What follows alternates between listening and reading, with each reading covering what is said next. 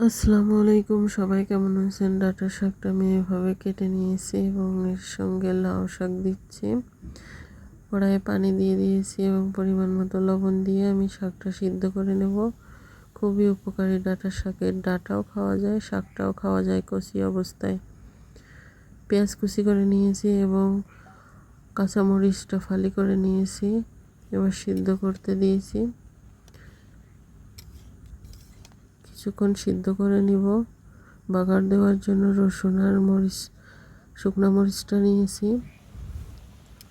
এবার পানিটা শুকিয়ে গেলে সিদ্ধ হয়ে গেছে, এবার নামিয়ে নিয়েছি অন্য একটা পাত্রে। বাগার দেওয়ার জন্য তেল দিয়ে দিচ্ছি। এরপরে রসুন আর মরিচটা দিয়ে দিলাম। কিছুক্ষণ নাড়াচাড়া করে যখন লাল লাল হয়ে যাবে তখন শাকটা দিয়ে দিলাম। ডাঁটা শাক খুবই উপকারী, এতে ভিটামিন এ, বি, সি সবই আছে।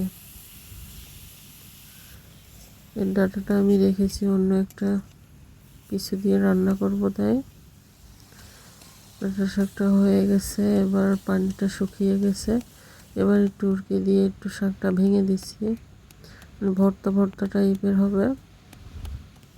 শাকটা প্রায় হয়ে গেছে, এবার অন্য একটা পাত্রে নামিয়ে নিয়েছি। ভিডিওটা দেখার জন্য সবাইকে ধন্যবাদ।